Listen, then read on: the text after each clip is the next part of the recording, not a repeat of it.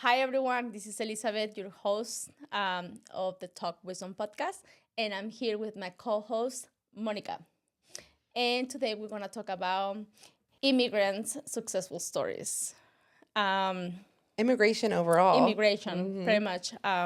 Challenges and success stories, I think. Yes, and things that I myself didn't even know. So I'm kind of like in shock that I didn't know those things. And my dear friend Monica, she knows more about that than myself. So that's kind of concerning, I guess. um, and a little bit about the why I'm so passionate about the immigration successful stories. Um, Basically because I'm an immigrant, I immigrated from Mexico 17, 18. Well, no, almost 18 years ago, 2007. Um, and it has not been easy, but I'm very proud for everything that I have done and the things that I have accomplished in the time that I've been here. And nothing that I have done, is been just by myself. I have great community, great friends, great support. Um, and at the end of the day, I think that we all have that drive to succeed because we come from a third world country where opportunities don't really exist for people like me. Um, I am from a very humble environment, and I will never feel shame, to say my background or to show anybody my background. Um, I literally come from nothing, and I have been able to accomplish um, many things in life, but it has not been easy. As everything that you enjoy in life is not easy. And I know my friend Monica, she also has a lot of experience, when it comes to immigrants and the hardships that we go through um, as a minority, because herself, she married, minority guys. And I Yes. want to let her, talk to you about that. But yeah, uh, for me, this is kind of like a very important topic because I want everybody to understand and to get the courage to do what we do the best, which is succeed. We literally come from nothing and we can do anything we want as long as we have the mindset and the drive to succeed. Agreed. So, first off, I'm just curious, your immigration journey. How did you get here? And I know you came here legally, which is a privilege amongst many people. They Yes. don't have that privilege. So, how did you get here legally? So I came here married with my ex-husband, um, and I feel that for the stories that I have here, I'm very privileged because I didn't, and even now, I still don't understand many of the immigration issues, because for me, uh, I came, Legally. legally. So, you were able to I legally work Yes, and apply so for a license and yes, so I obtain got credit. married with my USA citizen ex-husband, and I didn't really have any issues of any conflicts regarding that. So I wouldn't say that I personally myself I have a struggle with immigration situations. However, as an immigrant, and as a minority, my story could be different. And Now his job, because of what he did, so he was a U.S. citizen, but where he worked in Mexico, that's how you guys met, yes, we because he's we met working in for a U.S. Mexico. company down in Yes. Mexico, and they were able to assist in the application of your paperwork as well as the children that you had down there because they were Yes. not U.S. citizens. Well, Or they Jahaira, were yes, because they were born to a Jahaira. U.S. citizen man. Yes. So yes, sorry. So But then at least their paperwork to come up, to be able to get yes, their passports. because he was a U.S. citizen, and we have our daughter. She automatically become a USA citizen. Yes. And we got, I believe, her citizenship in like a 23 days. Right. Once she was born, she got her birth certificate and everything. So after that, the company decided to send him back to US, and they did everything, all the paperwork, To be able to bring you guys up here. and they did everything for me, all the paperwork, all the tramits and everything along with him. So I didn't really know much about it. I just know that one day I was living in Mexico, and literally like 3 months later, I left the life that I have in Mexico, and I was living in United States. As hard I can say that it was for me, I really cannot relate, for the people that they really been struggling with immigration Yes. issues. Because in comparison to that, I have it easy. I can say that. Maybe not emotionally, but at least legally, I never have any issues regarding that, because I came You here entered the legally, country legally. legally as a resident, and other than that, I've never had any struggle, when it comes to working legally. Right. Working My because working, experience, right. From my experience, I would say 90% of the immigrants here in the U.S. have entered illegally. I'd say maybe prior to 2015, before the Venezuela episode went down. Venezuelans are coming here legally because of a program. Which was that in what year? It's only been about 6 years, 7 years, maybe more, when the government took over, a communism government. So we do have a program for Venezuelans to be able to come here legally, but it is on a temporary basis. So they do have to apply. They are allowed to come legally, work legally, etc., and be participants of our community, legal participants, but they do have only a certain amount of time they can stay. I think it's like almost Like 2 years. like a 2 2 years, year. okay. And then they have to go back, or unless they find a U.S. citizen and they're able to marry that U.S. citizen. Now, there is a huge myth that is so false. People, I think Hispanics, the Hispanic culture, or any immigrant culture, and even the American culture, really think that if you marry, if you're an illegal immigrant or an immigrant that is not here permanently, that you marry a U.S. citizen, that you're automatically legal and you are not exposed to deportation. That is a myth. That is so false. So let me ask you this, because again, I consider myself privileged in that aspect, and I'm not really aware of, of the hardship of other immigrants. So what you're saying is like, not because you married an American citizen, automatically You can stay here. legal. You're still, no, you are not automatically legal. You can still be open to deportation unless you start the process and you get through the process of legalizing yourself, which is a long, extenuous process because you have to apply.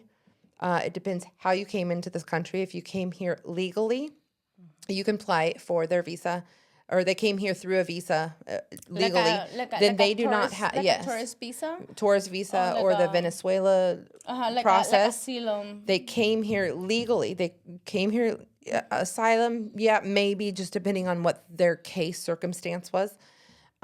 They came here legally. So because they came here legally and they've married you, that doesn't mean they can't be deported. It just means that they are able to, it's a faster route to get your residency, not your citizenship, your residency. And so so it's a little faster experience, but if you've come here illegally, you have to apply for your spouse. There's several forms, and it's a long waiting game. And so when you do apply for your spouse, then because they came here illegally, entered illegally, they have to go back to their country of origin for their interview with U.S. immigration. When Obama was here in office, he did pass something where you could actually apply for the waiver or perdón, but the waiver. So you're saying, okay, I married this U.S. citizen, but we cannot go back as a couple or as a family back to my country of origin because it's too dangerous for us to live there. Can you please waive or like a forgiveness for me coming here illegally? So your case has to be very strong, and it's a really very long, specific, yes, for you to ask the government to forgive you for coming here illegally. Yes. And then, so that way it can give you a path for you to be like a legalize, Yes. Your status in this country. Correct. Not to become a citizenship, like a citizen. No, it's but residency. Just to be able to live here legally. Legally, okay. And work here and drive here and etc. Eventually you can, if you choose to be a citizen, you can, but it just depends. Sometimes there's a 3-year conditional residency. Sometimes if you've already been married for 3 years and you apply for all of this, then they've seen you've been married, so they won't put the conditional status on there. Okay. And then so 2 years later, you can apply for your citizenship. So it's at least a 5-year stint before you can apply for your citizenship. But let's say you mentioned something about that they will go to an interview. Yes, so they can still deny you there. So you're back in your country. What about how they come back? They can't. So if you have gone back to this perdón or this waiver or this forgiveness, they may approve you and say, yes, we approve your case, your plea. But you need to come to your country of origin for the immigration interview. Only that person, not the family. So only that person goes back to their country. Not true. The family can go, but the family is not going to be able to go to the interview. Okay, so but it does help if the family's there, because you're in a waiting room and they're saying, okay, where's your family? Where's your spouse? Where's your children of this so-called marriage? And they're like, oh, they're in the waiting room. So if they wanted to see, they could see that you're there. They're like, oh, wow, this spouse and these children came all this way to support this process. So it kind of makes your plea. When they go back, how long they stay there? Like they just go for the interview and then come back to the United States? So that's what Obama had. No. So Obama had done something where it was almost like a 9-month waiting period. If you were to apply for this forgiveness before him, they would have to go back to their country of origin and they would have to wait 9 months, a year before their interview happened, or if their application was denied or approved. So then they're there, and there's no way of coming back unless you're legalized. So they're in their country. In their country. But Obama passed it where, okay, listen, we understand we don't want to ruin these families or separate these families. So they're actually, he said, we're going to allow you to apply for the waiver or the forgiveness here and wait that out here with your family. Okay. But they still don't have any legal rights here. You will be here. Like, it's still as illegal. A family, yes, and illegal. Family, but then you're gonna go to the interview to your origin country, and then have the appointment or the interview there.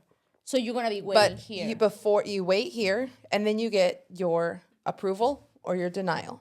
If you get a denial, I think you have like so many. A denial? What does that mean? If they deny your forgiveness or your waiver, then you have to leave the country. What will Why? Circumstances. You really have to prove your case. So that's what. Have you heard like any of the people Yes. that you know Oh, yes. that they got denied? Oh, yes. Their What? criminal records, criminal backgrounds, DUIs, domestic abuse. Well, that makes sense. Yes, I I'm mean, agree but with maybe that. not with a partner that you married, I'm but there sorry, was a but- domestic abuse record or any kind of criminal record. Really, Oh my God, I don't want to tattoos, sound mean, tattoos. but If you have I any agree gang with that. affiliation, tattoos. If you're not willing to, like, to do the right thing, No, but listen. So I maybe know, you were I'm in your sorry. country. I understand, but maybe you were in your country and you were affiliated with a gang, and so you got these tats. But then you changed your life. You wanted to come up here, and you're like, I need to make money. I need to better my life for me and my family. But and yeah, you come up here. they're gonna go based on what you have done here, because how they gonna No, have records no, from, no, let's say stop. from Mexico? How they gonna have records from Mexico? Stop right there. So when they go to their interview, before their interview, they have this medical interview, basically, or this medical review. And so this medical review has them strip naked, completely naked, to see all their tattoos. They will actually photograph each and every tattoo. If there is any gang affiliation, maybe not on record, but the tattoo is questionable, Yes. or the tattoos, you could be denied. Really? Yes, Just and then you're because of the staying. tattoos? Yes, and you will stay in your country. You will not be able to come back with your family. So then you have to decide: can my family stay in my country? Is it safe for them, or do they need to go back? Oh man, that's a kind of tricky situation. Because, So, like- yeah. For example, I have legalized both of my husbands. My first husband was back in 96, and that was, you did not have to do all of that. You paid a fee. It was not that much, $750 at the time, because they came here illegally. So you just say, okay, forgive me for coming here illegally, $750. And we were able to get his residency. It was a permanent residency, conditional at first. And then the conditional dropped off after 2 years. And then he was able to apply open for citizenship after 5 years. Obviously, he didn't do that right away. We did divorce after 8 years. Luckily, we did have children together, so that helped. At the time, I did not have that much money, but I did make enough, because when you do apply for someone, you actually sign for them for 10 years, that you are financially responsible for them for 10 years. So you are their sponsor, their financial sponsor. They cannot seek any governmental assistance. Which I think is great. Yes. Yeah. But if they do, then you're financially responsible. Responsible for that. Yeah. Let's think say that's kind of fair. it's not fair, because what if they were Okay, it's God? not fair. No. I understand, but listen to this. A lot of people come here saying, "I'm going to look for an American girl or American guy to marry." Yeah. Then you financially sponsor them, but they've just used you. So they get their paperwork, they have their residency, they're living life, they've passed the limit, but let's say the limit's 3 years, the conditional. Yeah. Now they have their permanent residency without conditional. Peace out. I'm divorcing you. Bah. Guess who is still financially responsible for them? The ex-wife, for 7 more years till the 10-year mark. Well, that's good. I think so, because It's not, because what if you were just fraud? is. You were just deceived by this person. Because They married you because they just wanted their papers. I understand, but that's where it comes, the personal responsibility. You cannot expect other citizens, like, and I'm sorry to say this, like, this way, but let's say we're not friends. Obviously, we're friends, so I wouldn't care. But let's say that we're not friends.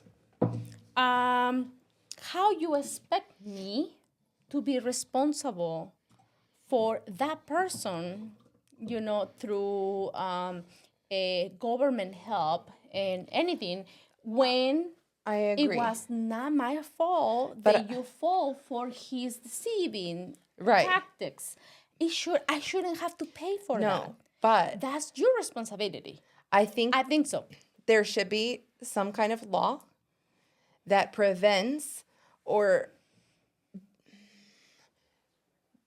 I guess, defers these people from thinking, oh, I can just walk away after 3 years. No. If you I try agree to, with if you you on try that. to divorce, guess Yes, what? You need to yes. find another sponsor for you No, before you divorce. they should send them back. I think so. It's not that easy, but yeah. I think so because I agree with you in that aspect. In that aspect, is like it should be more protection, for you, for the United States citizens, as far as being deceived, by these predators, because that's how I see them, as a predators. Not all people are like, Not all of please do them. not get me wrong. Not all of them, but some of them, It's a they small do those percentage. things But- like this. At the end of the day, though, because has not passed any law, I think the person who bring them in and they sponsor them, they should be still responsible, but regardless. Because, They didn't necessarily bring them in. They just met them. And yeah. this person deceived them like, So oh. I understand, but at the end of the day, that's their responsibility, right? I think that is not fair for the rest of us, the other citizens, for us to pay for them with over taxes, for when they agree. can other citizens, they're going through hardships. They are citizens. They can get benefit of the how you say, the any help that the government offers I of other understand. charities or So like whatever, my ex-husband, the most recent one, we did have to do the whole waiver experience. Luckily, they approved him. We had our appointment in December of 2012. And so when he was approved in 2012, I was financially responsible for him for 10 years. for 10 years. So until just 2022. 2022. Even though we divorced, separated in 2020, and finalized divorce in 2021, I was still responsible for him financially, which was really hard pill to swallow. But prior to, I want to give you an experience though, prior to us going to Juarez, because he was from Mexico, you had to go to Juarez. He got pulled over from his work in the state of Kansas. And he got pulled over. He was driving with a suspended license because illegal immigrants are not able to have licenses here in this state. In some states, yes. Before, back in the day, probably 2006, 2007, they did allow them to get licenses, and then after that, they revoked them. So he was driving with a suspended license, not a valid one, in the state of Kansas, and they arrested him. I got a call in the middle of the night that he's been arrested, and ICE, immigration, could have actually put a hold on him if he stayed there long enough. And then they could have actually deported him prior to his appointment. Even though we have all the documentation saying, hey, he was approved, his waiver was approved, we have this appointment, etc. Yes, if we had a good attorney, they could probably fight it, but immigration moves quickly. So I had to get him out and bail him out as fast as possible so he couldn't get that ICE hold on him. I was devastated. It was very stressful.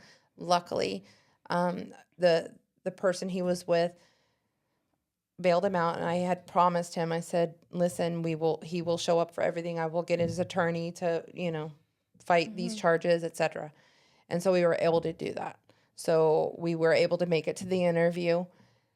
In the interview, they did ask for some paperwork that they didn't ask for in the list of paperwork, but I knew they would because I did a lot of research. So there's a lot of great things on the internet and groups telling you, here, this is the letter I wrote. Examples of letters that have been approved. And they try to trick you. Like, they're so smart. I They remember because they said, give me your wife's divorce decree. Yes. Give me your divorce decree. Yes. And I had told him it's here. I had a perfect, but he got nervous and he didn't remember. So it was a nightmare, but he did finally get it. So. Because I remember, I'm sorry to cut you, but you're fine. I remember, I was very, with no experience of anything to do with immigration. Like, coming to United States, it was not something that I planned. It was Yeah. just You were part of. happy I was in happy in Mexico. Mexico. I have You the had best everything you life. needed. Yes. Yeah. But not And everyone has that. coming to United States was not something that I wanted in the beginning. Now, I'm a USA citizen and I love United States. Here is my life. But in the beginning, it was not like that. So I remember when I actually went to the interview, we got married over there. We had a life there. We have our daughter. And when I went to the interview in Juarez, they tried to trick me. Yeah. I have my pictures of the wedding, our daughter, that she was a citizen, and my husband, my ex-husband now, he was a United States citizen and everything. And they were asking me, so you have your daughter in United States? And I'm like, no, I have my daughter here, right? And say, oh, really? I say, yeah. And like in a couple questions that they just continue, asking Did they me. ask you in Spanish or in English? That was in Spanish. Okay, good. Because I didn't know Okay, any good. English back then. It was everything in Spanish. But they trying to trick me to make me say things that they were not truth.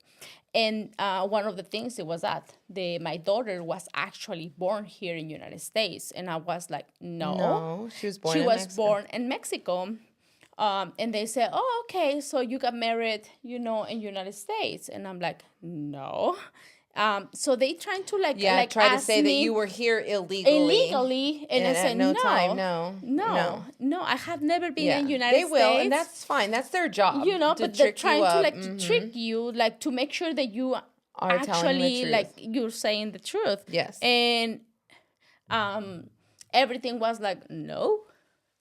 And my daughter was born in Mexico. I have never been in United States. I got married, here in this place, and everything was so clear. Then literally they didn't have any choice but say, okay, Elizabeth Cano, welcome to the United States. Mm-hmm. But they really tried to fucking trick me. Mm-hmm. I just couldn't understand that. I'm like, no, I'm telling you this. That's their job. They're supposed to. I'm telling you this. So one other thing is, yes, if for those that are listening or watching, if you have a child born outside of the U.S., but they are born to a U.S. citizen parent, they are considered U.S. citizen. You do have to file for paperwork to make sure they are registered as a U.S. citizen, mm-hmm. but they are. So that is a great advantage. So if you are in another country, especially our military, right? Mm-hmm. Our military have family overseas and maybe their children are born, they are a U.S. citizen. A U.S. citizen, mm-hmm. Yeah. New for me. Yes. I learned that. So another piece of immigration information that I wanted to share with everyone is a thing called DACA. DACA is Deferred Action of Childhood Arrivals. And I know a lot of teenagers or now young adults that have benefited from the DACA program. And I think it's very beneficial. And for people to understand what that is mm-hmm.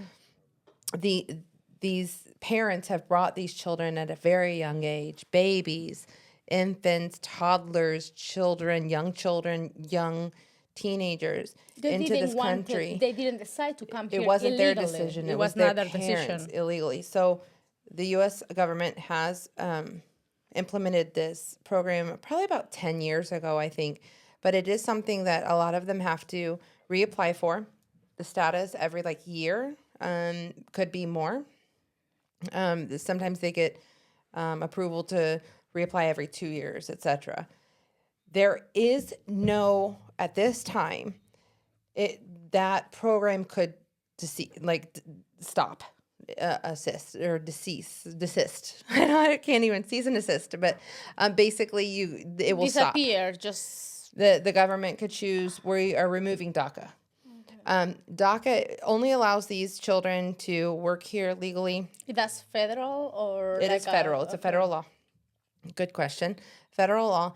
They are only allowed to work here legally. They can go to school.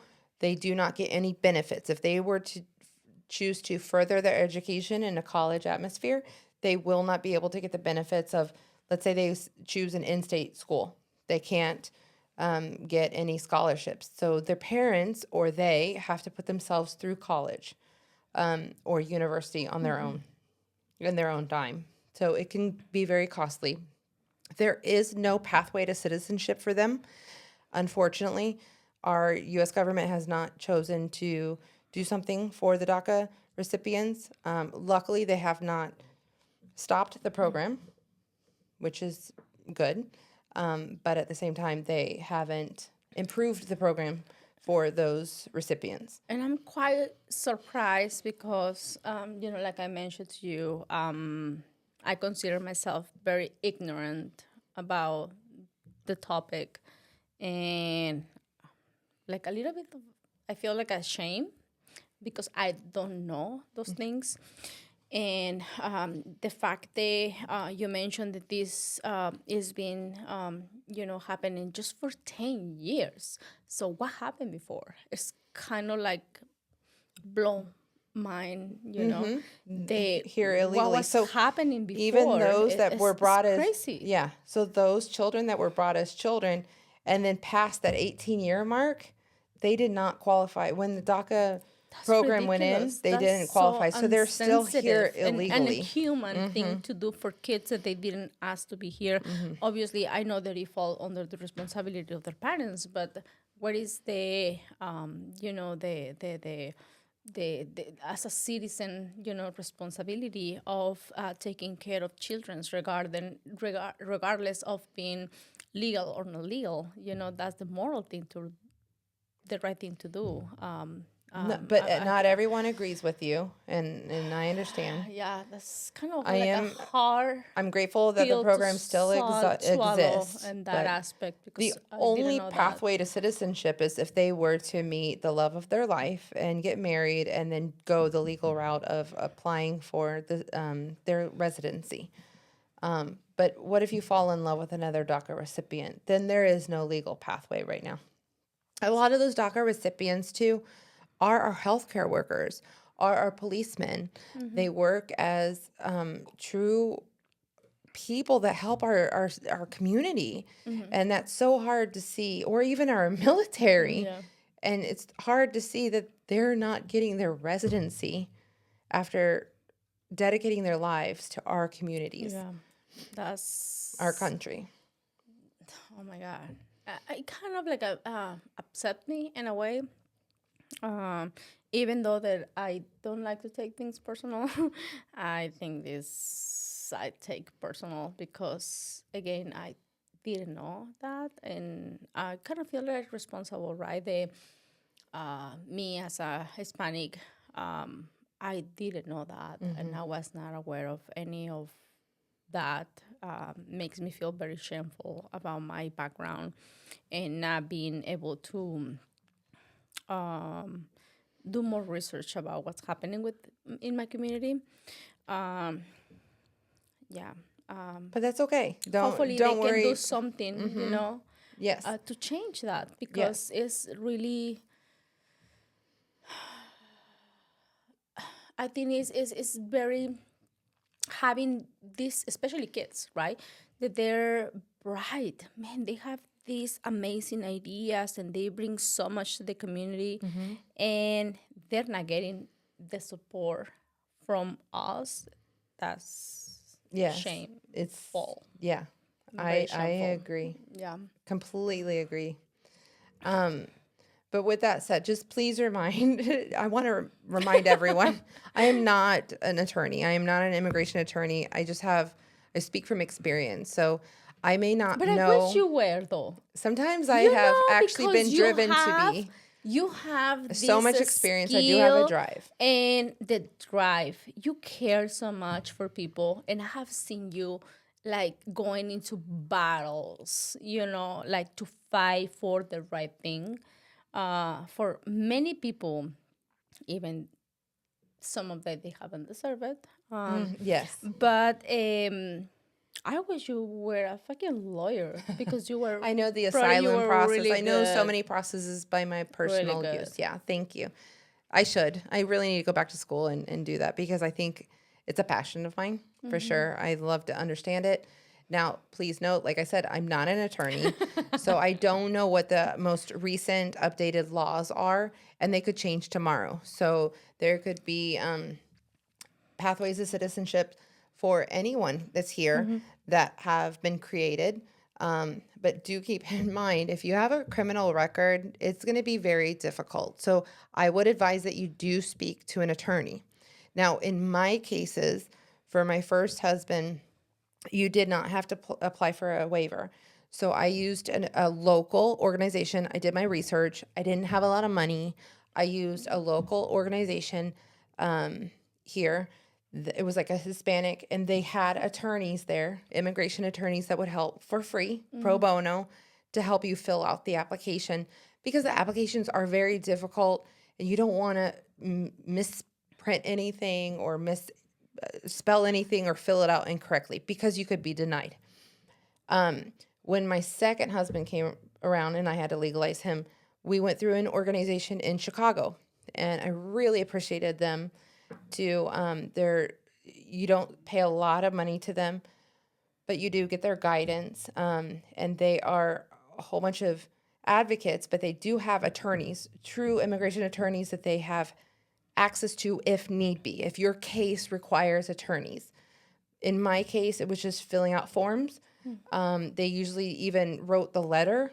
If you gave them all the information, I wrote the letter though. And what do you need to for you to qualify for for them to help you? So Is any in way that you can share the name or oh yeah, sorry. like how you Thank you. can The organization other in people. Chicago actually was recommended to me by another couple that legalized through them, and it's called Frida Kahlo.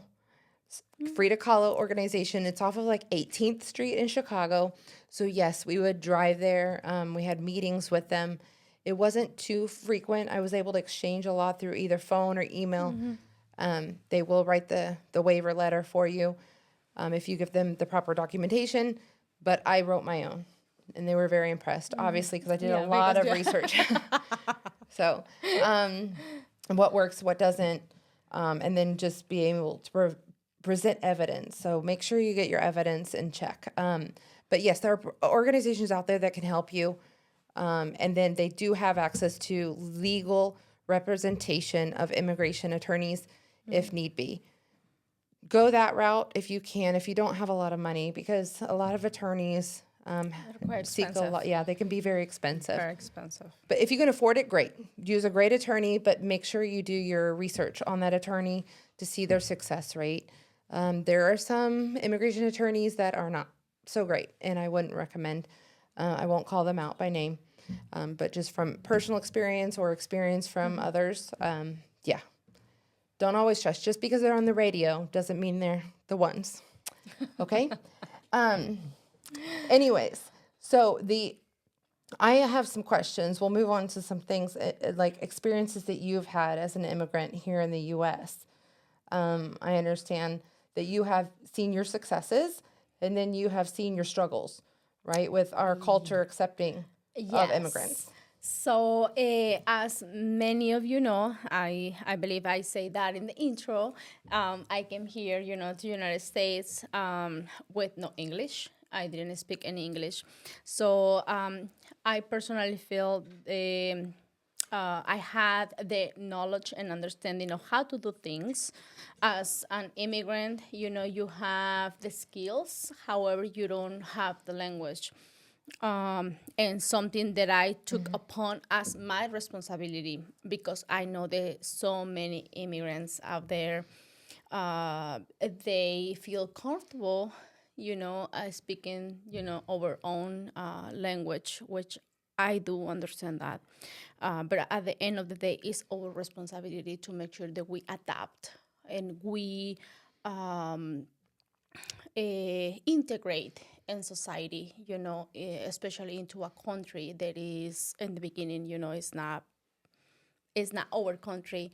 We need to integrate and understand the language and learn the language and the culture.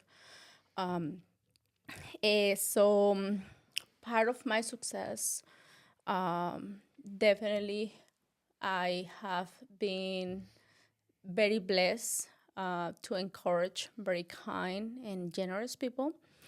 Uh, they have helped me and then being very understanding, with my accent, with my lack of vocabulary and my English that is not as good. However, they saw beyond my limitations of me being able to communicate. No, they saw your drive. You came from a humble Yes, background, like you said. You used 100%. to sell what? Oh my Chiclets God. or gum on the Yeah, streets. gums on the buses Yeah, and the streets. whatever you could hustle to make Yes, money. So you brought that newspapers, drive here, and a lot. chickens. Oh my God, everything that you can think of. I was literally a hustler, from a very young age. And so many immigrants 7 years here old, are hustlers. 6 years old. They are hustlers because they bring that from their country. If the American people, just imagine poor of the poorest, okay? In homes, you have a lot of families in just one area, but you're trying to just make ends meet, basically. So you have the kids out there and they are hustling. So they bring that to this country. And that's where you see a lot of these immigrants that create their own companies, construction Very companies, entrepreneurs, roofers, and because we are entrepreneurs. hungry. You are we hungry. have the passion, drive. the drive. We just want to succeed in life. We don't ask for help.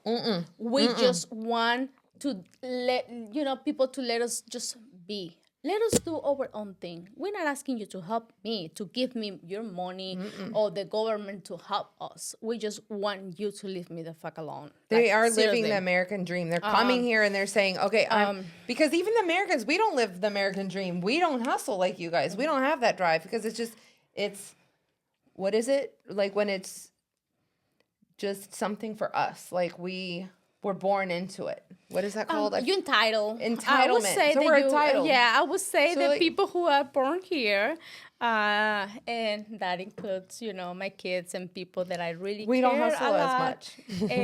They're kind of entitled in a way, but to in reality, what it has helped me is to embrace the culture.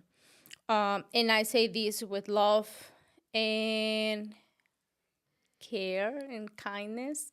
Some of the people that come to this country, they don't want to embrace the culture and the language, and that's so important. That's true. We need to embrace the culture and the language so that way we can integrate and succeed. I'm not saying that, Succeed and grow. We forget about our roots and our, it has nothing to do with that. It's actually understanding the language and the laws and how we operate and how we move in a new environment, environment that we're not used to. We're used to hustling in a very harsh and hostile environment. But and to when we me, come here, for you to do it's that, a different. to be able to hustle and strive and drive higher and higher, you need to learn the You need language. to learn the language. It's 'Cause number one. I feel like That's my number one. ex-husband hasn't learned the language, and the business I helped him grow is still there and he has people that help him that speak the language.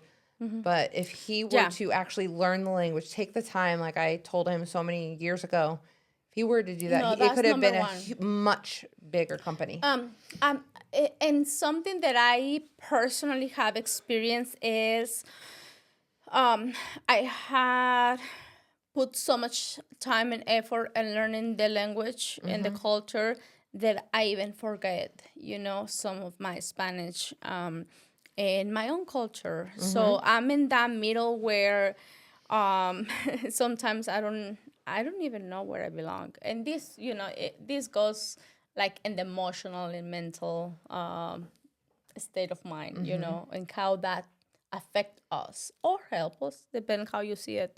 But true in reality, I feel and I wish the other people will take from me is embrace the the country, embrace the language, and apply your skills, and embrace yourself, um, and don't be scared, because sadly, um, we face with criticism, from our own people, and pretty much from everybody. We get That's criticism so from true. all everybody around us, even from our own people. In Which it hurts Spanish, even it's more. called envidia, right? Yeah, So even more jealousy or jealousy, and like, just be yourself and don't think about anybody else. Literally just trying to do the right thing, and just keep going, I would say. right. And one of the things that I have, the challenges Yes. that I have encouraged, and Encountered here, and that you have encountered encountered, that not I encouraged, but haven't, encountered. yeah, they have encountered here. Is that Make sure that you unfortunately count that. a lot of us American white people, we have the privilege and we feel privileged. Not all of us. I do not feel this way because I treat everyone as equals. But unfortunately, you have run into this entitlement. So once when you have worked so hard, and especially when my background, I come from very humble environment, and I will never feel embarrassed about it. And then live in a neighborhood that is Affluent. affluence. Yeah, I would say affluent. affluence, right? Affluent. Affluence, and mostly, well, I wouldn't say white. No, it was when it first started out, it was mainly white Americans, but it has become a very diverse neighborhood of affluent people in our community. Affluent people in our community. So that means very diverse people that are doctors, lawyers from every country that you could imagine. So, and very diverse as well. Not in the very beginning, but very diverse. And me, as being, I consider myself very genuine in the things that I do and why I do things. 100% genuine. I don't pursue anything, especially when it comes to my home. The things that I do it with my full heart, not expecting anything in return. I don't want anything back, but just my kids to have fun, my neighbors to have fun, my friends to have fun, and that's it. So, getting myself into a very in a nice neighborhood, and trying to do the right thing and getting people together. I was doing many events, parties, and just having fun, just me being me. Yeah, but you like paid attention to every detail for every age that was involved. There's a lot of young children in here. There's teenagers now too, and there's adults. And you made sure the events covered all aspects. Yeah. And you would get a huge turnout. Yeah. And this was when it was still under management of the construction company. The developer. Yes, and So- true in reality, most of the expenses they will come from me, right? Like because that's something that I just love. You want to see the families having love fun. people and getting together. That's the And Hispanic side in yep, you. yep. And then it come to the point where the developer wanted to turn It over to the neighborhood. over to the neighborhood. The residents. So we need to Vote. and have a board, a HOA board. HOA. And I was not really interested in because I personally, as a immigrant, I feel, and many people can relate with me, we tend to underestimate our skills and the things that we're capable to do because the language is a barrier, and because we don't understand many things, right? So I felt that I was not, I didn't have the skills to me be, part of the HOA. I mean, it sounds silly, but back in that time, I saw the HOA as something like, I don't know, like so important that I was just not fit for it. Now I'm like, In who which cares? you were, but Yeah, and I didn't see that, but other people, other people did. All of your neighbors, Yes. all of the ones that appreciated your events. So when this vote came about, Oh my God, they were the yes, ones they that are went the out ones who and were actually putting pushed out me. flyers and etc. to the neighbors saying, "Give us your proxy, vote for Elizabeth." Yes, they And pushed me so she hard. she That didn't they even wanted me to be yeah, there. but they didn't. You didn't know that they were doing all of this I extra didn't effort. want it. I didn't This want was- it to be yes. part of the HOA. I didn't want it to be nominated. And they are the ones who actually wanted me to be there. And you were voted in I was put it in because they wanted you, and it was of the things that I was amazing. doing. Yes. But then And then I encourage like a backlash. How you say that? Backlash, like a backlash. How you say that? Really so retaliating. because of the popularity that Elizabeth had during this vote, Yes. those that were actually in this neighborhood Originally from the very mainly beginning. white, middle class Americans or more high class Americans, because it's affluent community, she received backlash Yes. Backlash. from those community members saying Yes. you won this falsely. You won your position falsely. And now it's been a few years. You've even stepped yeah. away from the HOA. Oh, yeah. Other members been. Yeah, I just didn't Because want this to is- run again because it was such a bad experience. However, it doesn't, at least for me, my neighbors, I love my neighbors because through my difficult times, and that, they are the ones, my community, oh my God, they been like really, really supportive. But it was a couple years ago when I was in the HOA, when I actually got bought onto the board. I was heavily criticized because my inexperience and heavily favored by most of my neighborhood, my community, just because I didn't. I think that because they thought that I was just not fit for it. However, I was uniting the neighborhood.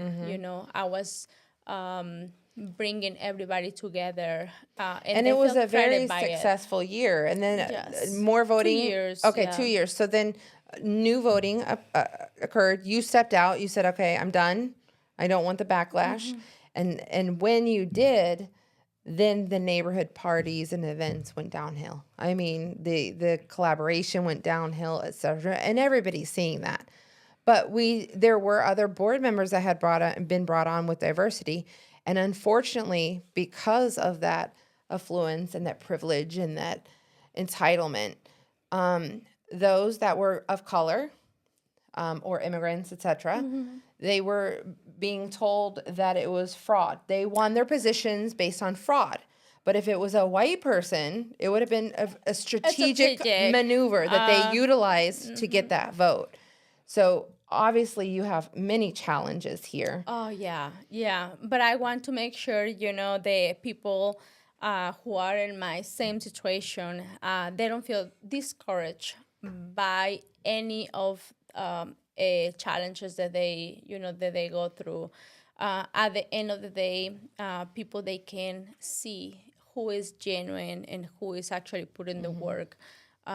You cannot lie. Energy cannot lie. I'm sorry. No, but energy cannot lie. Those of you that are of Hard color, work cannot lie. color background or immigrants that were voted on are very affluent women, very powerful, smart, educated women. I'm talking attorneys, and accountants and doctors and just like very entrepreneurs. But it's something that I want to just clarify is, it's not really about like white entitlement people.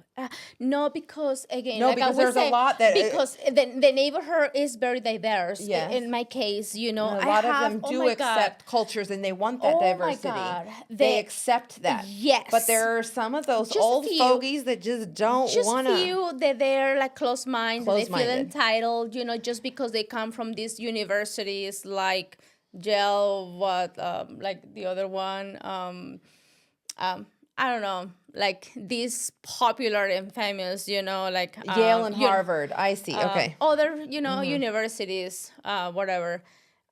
They feel entitled and they think that they know more, which they don't. No, Let me tell because- you that. but because for this- sure, because I know that for experience, they don't know.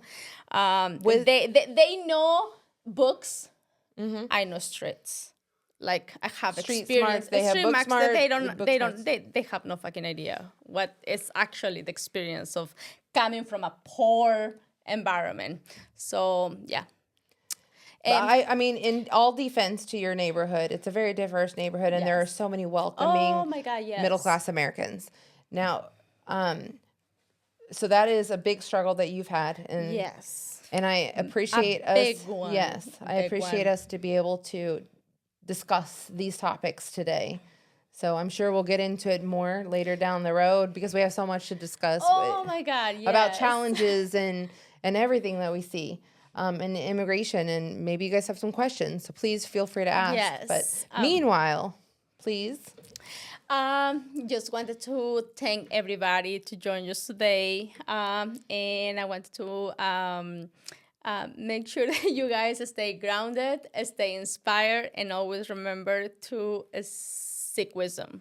Yes. And Thank don't forget you. to subscribe, like and subscribe, and follow. Yes. Yes. Please say that, Moni, because I always forget about that. Oh my goodness. Say it. Thank you. I love you guys. Thank you. We appreciate you. Thank you so much. I always keep that shit on top.